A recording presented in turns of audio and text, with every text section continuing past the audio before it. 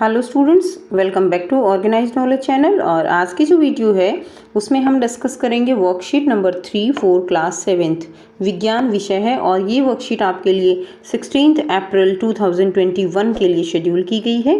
और इस वर्कशीट में बच्चों हम पढ़ेंगे पादपों में पोषण की अन्य विधियाँ, कि पादपों में पोषण जो है उसके और क्या क्या तरीके हैं प्रकाश संश्लेषण के अलावा। लास्ट वर्कशीट में हमने पढ़ा कि प्रकाश संश्लेषण जो है वो किस तरह से पौधों में होता है, तो इसमें हम प्रकाश संश्लेषण के अलावा और कौन सी अन्य विधियां हो सकती हैं जिससे पौधे अपना पोषण जो है वो प्राप्त करते हैं। तो इस वर्कशीट में हम ये पढ़ेंगे। वर्कशीट शुरू करने से पहले बेटा प्लीज़ चैनल को सब्सक्राइब कर लीजिए, बेल आइकन को भी प्रेस कर लो ताकि आप बच्चों को हर वीडियो की नोटिफिकेशन वो मिल जाए। सो वर्कशीट स्टार्ट करते हैं। लास्ट वर्कशीट में हमने पढ़ा था कि पादप प्रकाश संश्लेषण की प्रक्रिया के द्वारा अपना भोजन खुद तैयार करते हैं और स्वपोषी कहलाते हैं। इस वर्कशीट में हम पढ़ेंगे कि पादप जो है ऐसे भी कुछ पौधे हैं जो अपना भोजन वो खुद तैयार नहीं कर सकते, तो वो जो है कौन से पोषण की कौन सी अन्य विधियां उनको अपनाते हैं ताकि उनको भोजन मिल सके। तो ये टॉपिक आज हम इस वर्कशीट में कवर करने वाले हैं। मनुष्य और अन्य प्राणियों की तरह कुछ पादप भी अपने पोषण के लिए अन्य पादपों द्वारा निर्मित खाद्य पदार्थ पर निर्भर रहते हैं।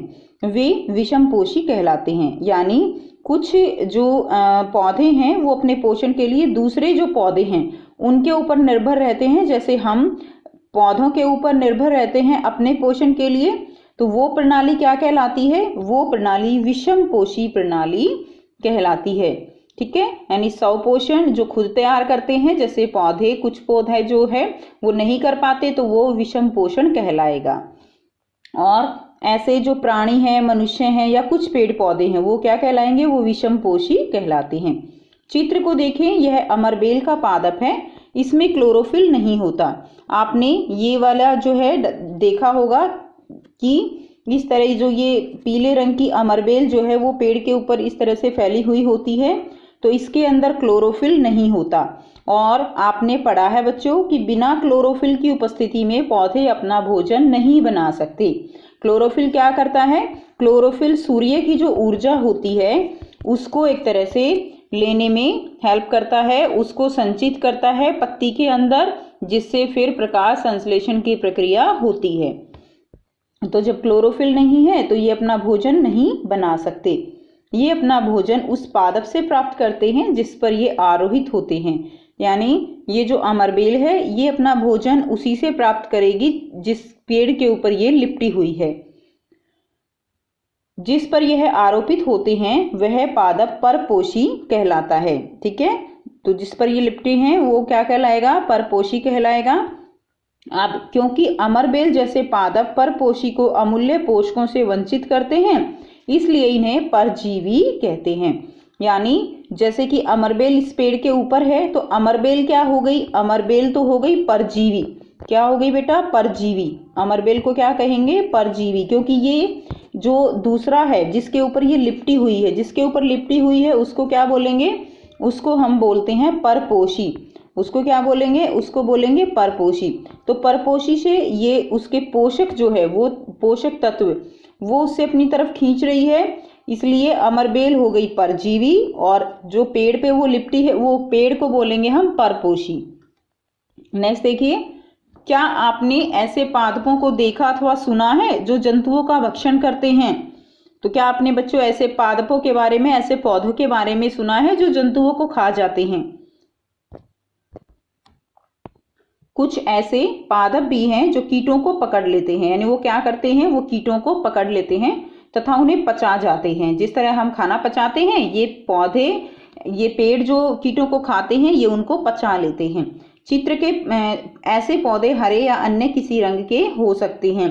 तो ये हरे भी हो सकते हैं और अन्य किसी रंग के भी हो सकते हैं, जैसा कि आपको चित्र में दिखाया गया है। तो ये देखिए, ये जो है अलग रंग का पिक्चर पादप है और ये हरे रंग के हैं। ठीक है, चलिए इनके बारे में अब हम पढ़ेंगे। चित्र के पादप को देखिए, इसकी जो घड़े की आकृति है वो उसके जो है घड़े के समान दिखाई देने वाली संरचना वास्तव में उसकी पत्ती का रूपांतरित भाग है।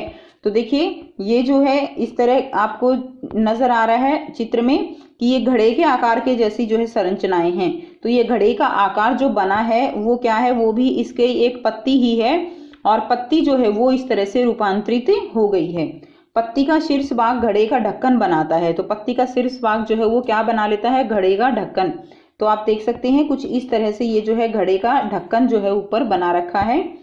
उसके बाद देखिए घड़े के अंदर अनेक रोम होते हैं। तो घड़े के अंदर क्या होते हैं, अनेक रोम, यानी बालों जैसे जो है यहाँ पर संरचना होती है जो नीचे की ओर ढलके रहते हैं, यानी वो नीचे की ओर उनकी जो दिशा होती है वो नीचे की ओर होती है।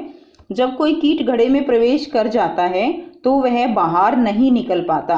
तो यानी इस तरह से घड़े की संरचना होगी तो इसमें सारे जो रोम है, हेयर लाइक स्ट्रक्चर जैसे बालों जैसी संरचनाएं, वो सारी ऐसे नीचे की तरफ होती हैं। अब जो कीट इसके अंदर चला जाएगा वो बाहर नहीं निकल पाएगा, क्योंकि वो जो ये रोम है इनके अंदर फंस जाएगा। ठीक है। अब घड़े में उपस्थित पाचक रस, अब ये पेड़ क्या करता है, जैसे ही इसके अंदर क्या उपस्थित होते हैं, पाचक रस उपस्थित होते हैं इस घड़े जैसी संरचना में, और उस पाचक रस में क्या हो जाता है, उस कीट का पाचन हो जाता है। ऐसे पादप कीट भक्षी पादप कहलाते हैं, यानी कीट भक्षी, कीटों का भक्षण करने वाले पौधे। तो इसको क्या कहेंगे, कीटों का भक्षण। ठीक है, कीटों का भक्षण यानी कीटों को खाने वाले पौधे। उदाहरण क्या है, घटपर्णी पादप। तो घटपर्णी पादप ये आप देख सकते हो, घटपर्णी जिसके अंदर घड़े जैसी संरचना बन जाती है।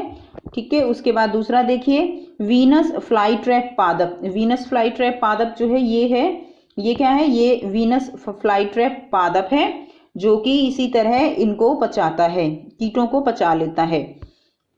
ये पादप कीटों के ऊपर इसलिए निर्भर होते हैं। अब पॉइंट ये ही अराइज होता है बेटा कि ये जो पादप हैं ये कीटों को खाते क्यों हैं, तो ये कीटों के ऊपर इसलिए निर्भर होते हैं क्योंकि इस प्रकार के पादपों को मृदा से सभी आवश्यक पोषक तत्व नहीं मिल पाते। तो ये इनके कुछ जो है गुण हैं कि इनको सारे के सारे जो पोषक तत्व हैं वो मिट्टी से, मृदा से नहीं मिल पाते, जिसके कारण ये जो कीट हैं उनको भक्षण करके अपना पोषक तत्व ग्रहण करते हैं। अब बच्चों यहाँ पर कुछ क्वेश्चन दिए गए हैं, इन क्वेश्चंस के आंसर हम करेंगे। देखिए पहला क्वेश्चन क्या है, पीले रंग के दुर्बल तने वाले परजीवी पादप का नाम लिखिए। तो बेटा इसका परजीवी पादप का नाम क्या है, अमरबेल। क्या लिखेंगे आप, लिख लीजिए साथ साथ, इसका नाम है अमरबेल। ठीक है। तो पीले रंग के दुर्बल तने वाले परजीवी पादप का नाम क्या है, अमरबेल। नेक्स्ट देखिए प्रश्न 2, कीट भक्षी पादप के उदाहरण लिखिए। तो कीट भक्षी पादप के उदाहरण ये आप लिखेंगे घटपर्णी पादप और वीनस फ्लाई ट्रैप पादप। तो ये इसका आंसर हो जाएगा क्वेश्चन नंबर 2 का, ये वाला। ठीक है, ये जो है क्वेश्चन नंबर 2 का आंसर हो जाएगा। नेक्स्ट देखिए प्रश्न 3 क्या है, कीट भक्षी पादप कीटों का भक्षण क्यों करते हैं। प्रश्न 3 है, कीट भक्षी पादप कीटों का भक्षण क्यों करते हैं। तो हमने ये पढ़ा बेटे क्यों करते हैं, ये पादप कीटों के ऊपर इसलिए निर्भर होते हैं क्योंकि इस प्रकार के पादप को मृदा से सभी आवश्यक पोषक तत्व नहीं मिल पाते हैं। तो ये जो है प्रश्न 3 का उत्तर हो जाएगा। नेक्स्ट देखिए प्रश्न 4 क्या है, परजीवी व कीट भक्षी पादप द्वारा किस प्रकार के पोषण का उपयोग किया जाता है। तो बेटा किस प्रकार के पोषण का उपयोग किया जाता है, परपोषी पोषण का। ठीक है, परपोषी यानी विषम पोषी प्रणाली जिसको हम कहेंगे, तो ये विषम पोषी प्रणाली का उपयोग करते हैं। तो आइए बेटा देखते हैं इस क्वेश्चन का आंसर आप कैसे लिखेंगे। सो बेटा आप यहां से इसका आंसर लिखेंगे प्रश्न 4 का, परजीवी जैसे अमरबेल और कीट भक्षी पादप जैसे घटपर्णी पादप यह विषम पोषी प्रकार की पोषण प्रणाली का उपयोग करते हैं। तो ये बेटा आपका क्वेश्चन नंबर 4 का उत्तर हो गया।